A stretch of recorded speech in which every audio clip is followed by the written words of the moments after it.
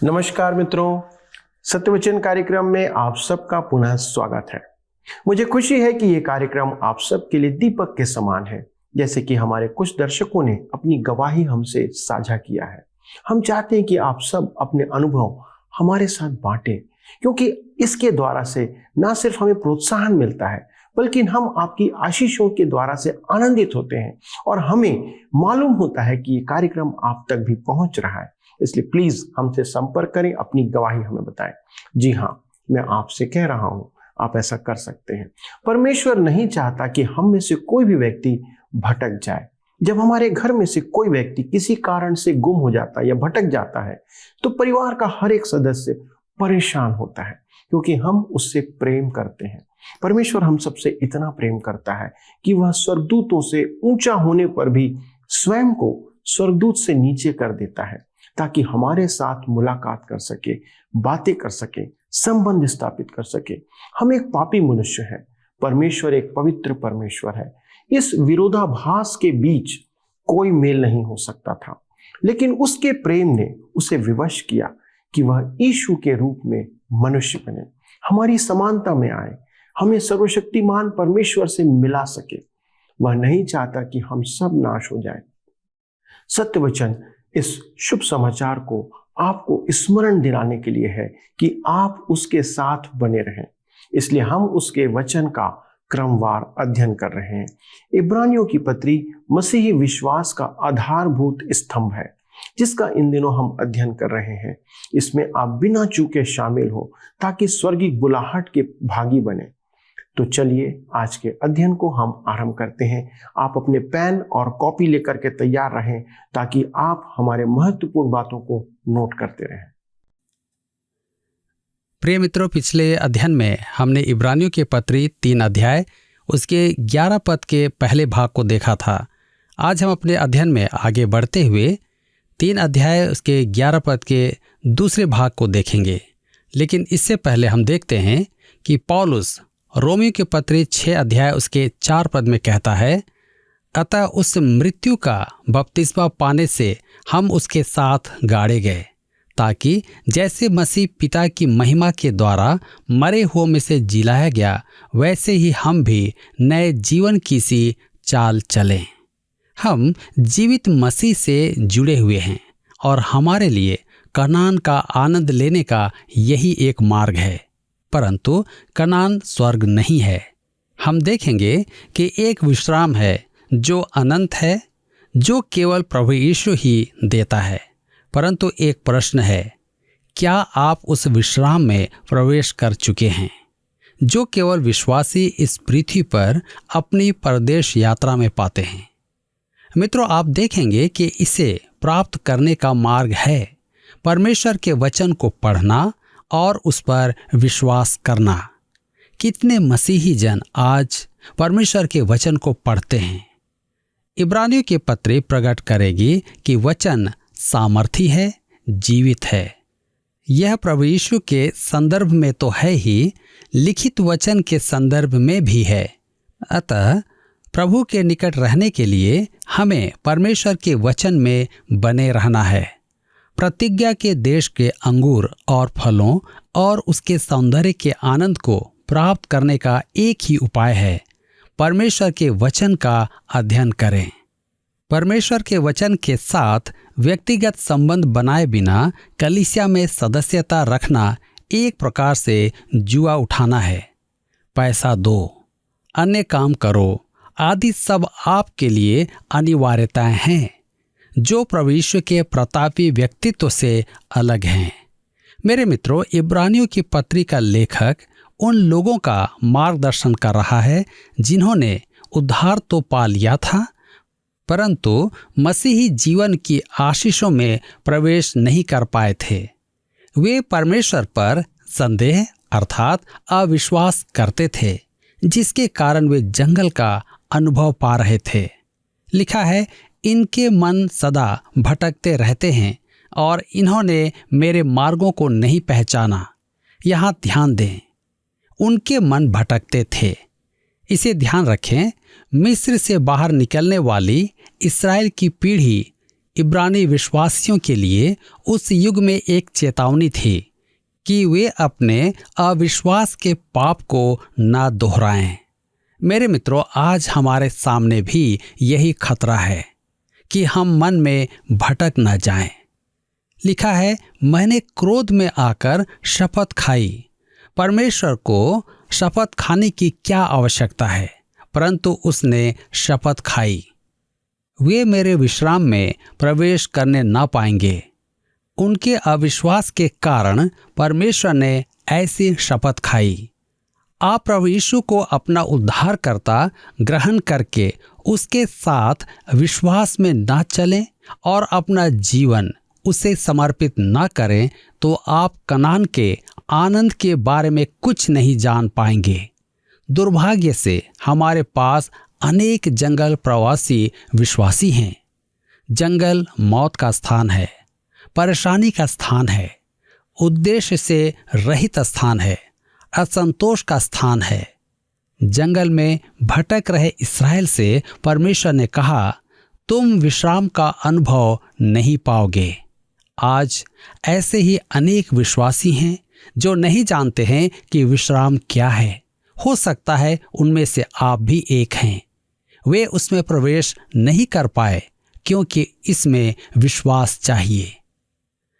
इब्रानियों की पत्री 3 अध्याय उसके 12 पद में लिखा हुआ है, हे भाइयों, चौकस रहो कि तुम में ऐसा बुरा और अविश्वासी मन ना हो जो तुम्हें जीवते परमेश्वर से दूर हटा ले जाए। आप पूछेंगे, क्या यह विश्वासी के साथ भी सच है? सच हो सकता है। यह जानना बहुत ही महत्वपूर्ण है कि परमेश्वर उनके पाप के कारण क्रोधित हुआ था। उनका पाप क्या था? हत्या, चोरी, झूठ। उनका पाप क्या था? मेरे मित्रों, उन्होंने परमेश्वर पर विश्वास नहीं किया था। यह उनका एक बड़ा पाप था। इब्रानियों की पत्री 3 अध्याय उसके 13 पद में आगे हम पढ़ते हैं, लिखा है, वरन जिस दिन तक आज का दिन कहा जाता है, हर दिन एक दूसरे को समझाते रहो, ऐसा ना हो कि तुम में से कोई जन पाप के छल में आकर कठोर हो जाए। ध्यान दीजिए, एक दूसरे को समझाते रहो। मेरे मित्रों, हमारे लिए यह आवश्यक है, एक दूसरे को समझाते रहना और प्रोत्साहित करना। आगे देखते हैं, ऐसा न हो कि तुम में से कोई जन पाप के छल में आकर कठोर हो जाए। मुख्य रूप से यह विश्वासियों के लिए एक चेतावनी है कि पाप के छल में पड़कर वे कठोर न हो जाएं और आशीषों से वंचित हों। परंतु यह अविश्वासियों के लिए भी है। मन में अविश्वास के कारण मनुष्य उद्धार से वंचित हो जाता है। यदि कोई मुझसे कहता है कि उसकी बौद्धिक समस्या उसे मसीह को ग्रहण करने से रोकती है, तो मैं उसकी बात पर विश्वास नहीं करता हूँ। बौद्धिक समस्या मसीह को ग्रहण करने से नहीं रोक सकती। एक बार किसी दलाल ने बहुत से लोगों को हाथ में बाइबल लिए आराधनालय में जाते देखा। उनके चेहरों पर रुचि के चिन्ह दिखाई दे रहे थे। उसने सोचा कि सप्ताह के बीच उन्हें आराधनालय में आकर्षित करने वाली बात क्या हो सकती है। यदि आप इस व्यक्ति से भेंट करते तो निश्चय ही कहते कि वह एक बहुत ही अच्छा मनुष्य है। वह भी आराधनालय में आकर बैठ गया। हमारे बाइबल अध्ययन के समाप्त होने पर वह मेरे पास आया और कहने लगा, आपने तो केवल बाइबल की शिक्षा दी है, क्या वे इसी के लिए यहाँ आते हैं? मैंने कहा, हाँ, क्योंकि गुरुवार की रात हम बाइबल अध्ययन ही करते हैं। वह भी हमारे साप्ताहिक अध्ययनों में आने लगा। शीघ्र ही वह रविवार की आराधना में भी आने लगा और अपने पापों के अंगीकार की दशा में आ गया। एक दिन वह मेरे कार्यालय में आकर कहने लगा, मैं सोचता था कि मैं विश्वासी हूँ, परंतु अब मुझे समझ में आया है कि मैं विश्वासी नहीं, केवल कलीसिया का सदस्य हूँ। आपकी बात सुनकर किसी किसी विषय में मुझे समस्या है, जैसे योना की कहानी। मैं नहीं मानता कि कोई मछली के पेट में 3 दिन 3 रात रह सकता है? मैंने उससे पूछा, आपसे किसने कहा कि योना मछली के पेट में 3 दिन 3 रात था? मैंने प्रचारकों के मुंह से सुना है। क्या बाइबल में नहीं लिखा है? मेरी बाइबल में तो नहीं लिखा है। मैंने बाइबल से पढ़कर उसे योना की कहानी सुनाई और नए नियम से उसके संबंध में यीशु के वचन सुनाए। मत्ती रचित सुसमाचार 12 अध्याय उसके 40 पद में लिखा है, योना 3 रात दिन जल जंतु के पेट में रहा, वैसे ही मनुष्य का पुत्र 3 रात दिन पृथ्वी के भीतर रहेगा। मैंने उससे कहा, यदि आपको योना के पुनरुत्थान को स्वीकार करने में परेशानी है तो आपको प्रभु यीशु के पुनरुत्थान के स्वीकार करने में भी परेशानी होगी। उसने कहा, मुझे नहीं पता था कि यह ऐसा है। अब मुझे कोई समस्या नहीं है। मैंने उसकी आंखों में घूर कर कहा, आपका कौन सा पाप आपको प्रभु यीशु से दूर रख रहा है? उसका चेहरा लाल हो गया और उसने पूछा, आपको किसने मेरे बारे में बताया? आपकी बुद्धि की समस्या वास्तव में आपके मन की समस्या है। आपके जीवन में कोई तो ऐसी बात है जो आपको प्रभु यीशु से दूर रखती है। वह रो पड़ा और उसने मुझे बताया कि वह अपनी सेक्रेटरी के घर का किराया दे रहा है और अपना अधिकांश समय वहीं बिताता है। मैंने पूछा कि क्या उसकी पत्नी इसके बारे में जानती है? उसने कहा कि उसने यह बात उससे छिपा कर रखी है। मैंने कहा, तो यह आपकी समस्या है। क्या आप प्रभु यीशु के लिए अपनी सेक्रेटरी को नहीं छोड़ सकते? उसने कहा, क्यों नहीं, मैं उसका किराया देना बंद कर देता हूं। मैं कल ही उससे बात करूंगा। उसने उसे नौकरी से निकाल दिया। उसने उसे धमकी दी कि वह सबको बता देगी, परंतु उसने ऐसा नहीं किया। उसी दिन उसने मेरे कार्यालय में घुटने टेक कर प्रभु यीशु को उद्धारकर्ता ग्रहण किया। मेरे मित्रों, मैं बहुत समय प्रचारक रहा हूं और मैं जानता हूं कि मनुष्य की समस्या बुद्धि संबंधित नहीं होती है।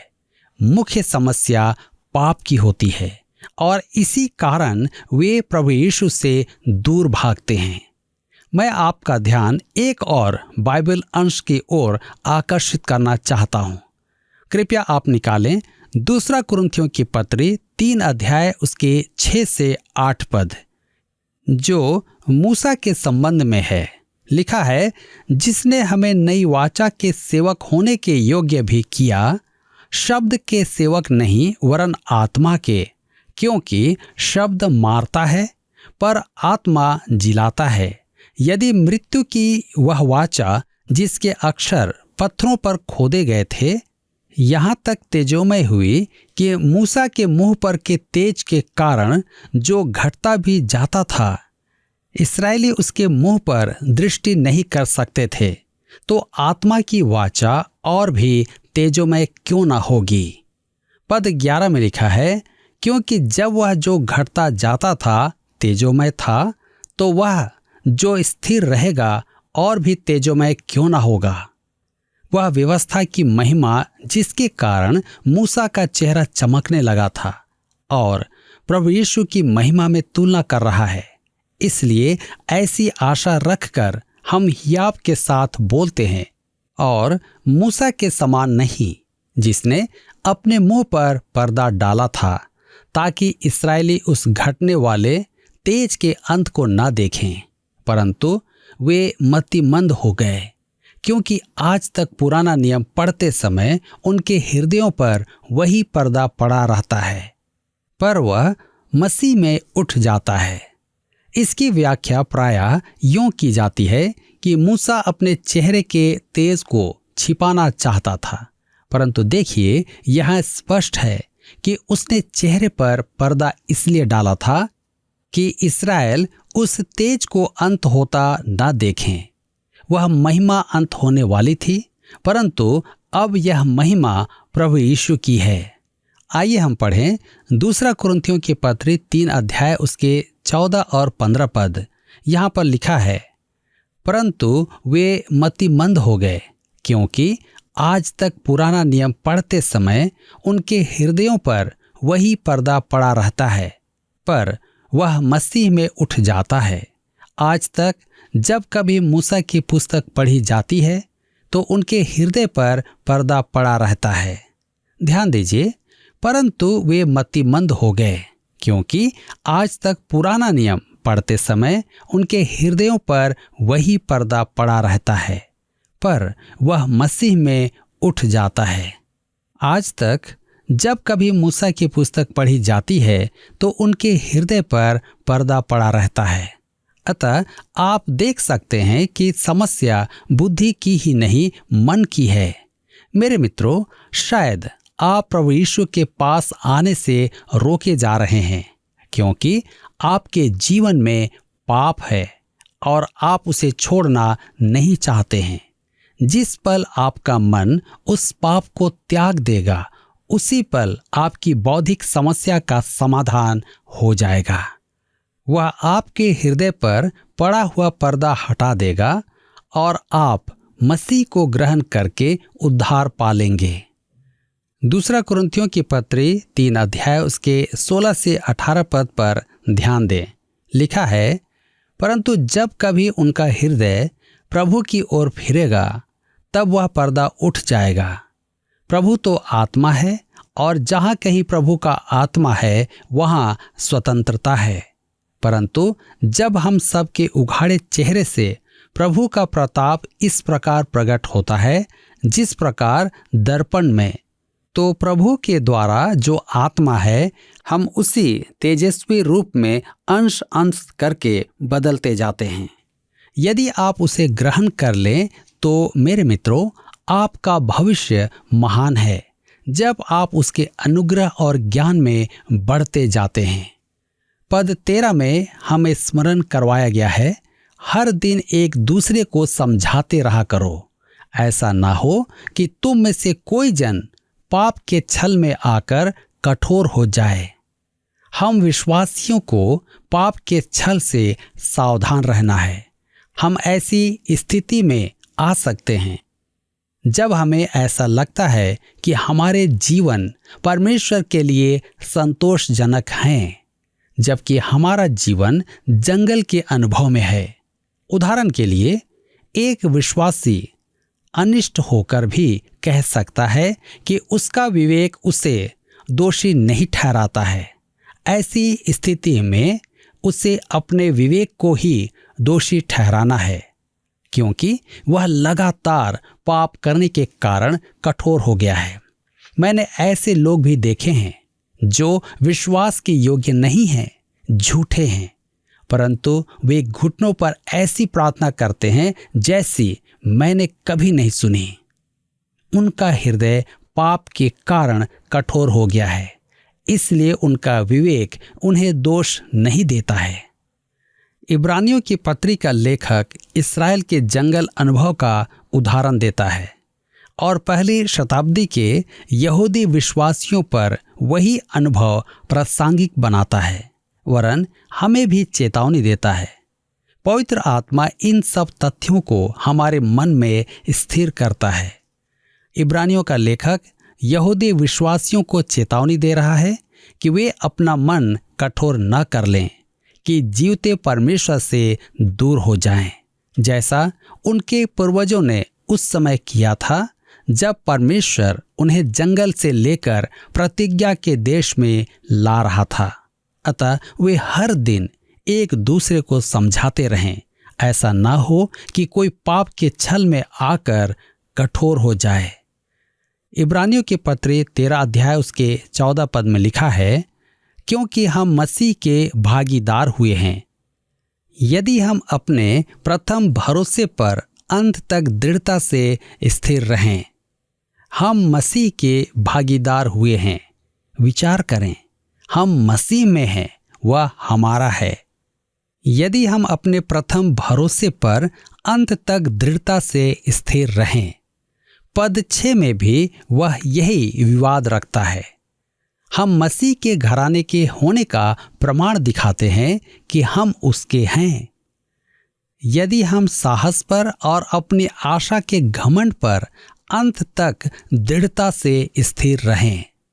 मित्रों, इस भाग में विश्राम को महत्व दिया गया है जो मसीह में विश्वास करने के कारण हमारा है। धर्मशास्त्र में विश्राम 5 प्रकार का है। आइए देखें। पहला, सृजन कार्य से विश्राम। दूसरा, कनान में प्रवेश का विश्राम। तीसरा, उद्धार का विश्राम। और चौथा, समर्पण का विश्राम। और पांचवा, स्वर्ग का विश्राम। यहाँ लेखक परमेश्वर में पूरा विश्वास करने से प्राप्त विश्राम के बारे में कहेगा। यह उद्धार के समय का ही नहीं, दैनिक जीवन का विश्राम है। मेरे प्रियो, यह हम सब के लिए कितनी महत्वपूर्ण बात है कि हम इन बातों को समझकर अपने जीवन में ग्रहण करें। पिछले प्रश्न का उत्तर है ए, विश्राम। अध्याय 3 और 4 में विश्राम शब्द करीब 12 बार आया है, पर उसका अर्थ सब में एक सा नहीं है। सभी विजेताओं को विशेष पुरस्कार प्रदान की जाएगी। आज का प्रश्न है, इब्रानियों का लेखक 3 अध्याय के 13 पद में किस बात के विरुद्ध चेतावनी दे रहा है? ए, मन को कठोर करने। बी, दिन में विश्राम करने। सी, गलत बातें करने। डी, परमेश्वर का उपहास करने। मित्रों, इस प्रश्न का उत्तर हमें कल सुबह 6 बजे से पहले प्रश्न क्रमांक 955 ए, बी, सी या डी विकल्प के साथ नाम, पता, स्थान के साथ 9651433397 पर SMS या WhatsApp करें। धन्यवाद। क्या आपको यह कार्यक्रम पसंद आया? अभी हमें एक मिस कॉल करें और आप अगले विजेता हो सकते हैं।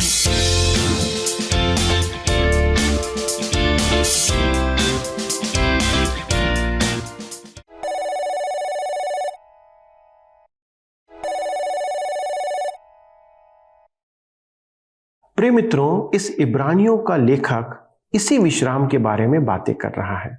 परमेश्वर पूरी तरह से भरोसा करने वाला विश्राम के बारे में कहता है, जो कि परमेश्वर पर विश्वास करते और भरोसा करते हैं, न केवल उद्धार के लिए बल्कि दैनिक जीवन में सहायता के लिए, ज्ञान प्राप्त करने के लिए, सामर्थ्य के लिए कि हमें मसीही जीवन जीने की आवश्यकता है। इस्राएल के लोग निर्जन प्रदेश में फिरते रहे क्योंकि उन्हें प्रतिज्ञा की भूमि में प्रवेश करने के लिए विश्वास नहीं था।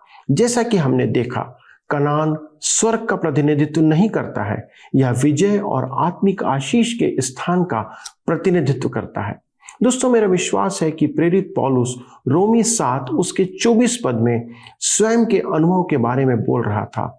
मैं कैसा अभागा मनुष्य हूं, मुझे इस मृत्यु की देह से कौन छुड़ाएगा।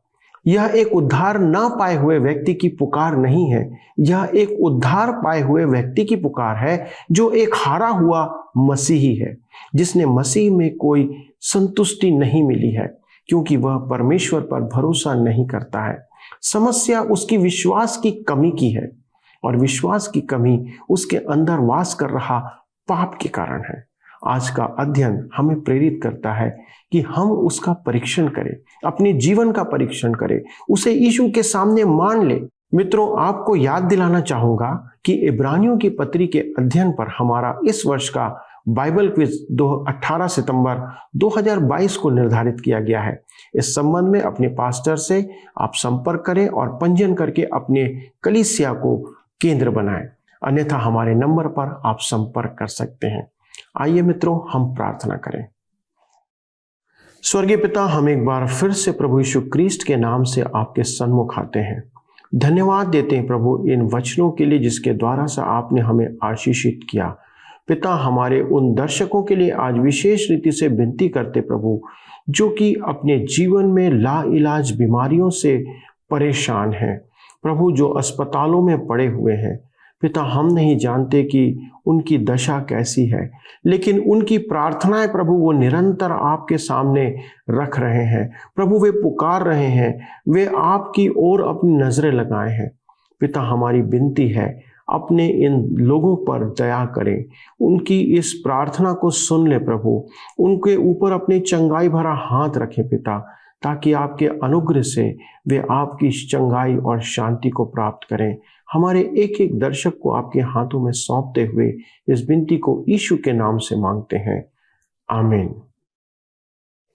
दोस्तों, मुझे विश्वास है कि आज के अध्ययन के द्वारा आपने आशीष पाया होगा, और यदि आपके पास कोई प्रश्न है, किसी बात में आप और ज़्यादा अधिक जानकारी चाहते हैं, तो कृपया हमसे संपर्क करें। अगले प्रसारण में हम इस अध्ययन को आगे बढ़ाएंगे, लेकिन तब तक प्रभु के साथ चलते रहें, अध्ययन में बने रहें और परमेश्वर के विश्वास में बढ़ते चले जाएं। प्रभु आपको आशीष दे। नमस्कार।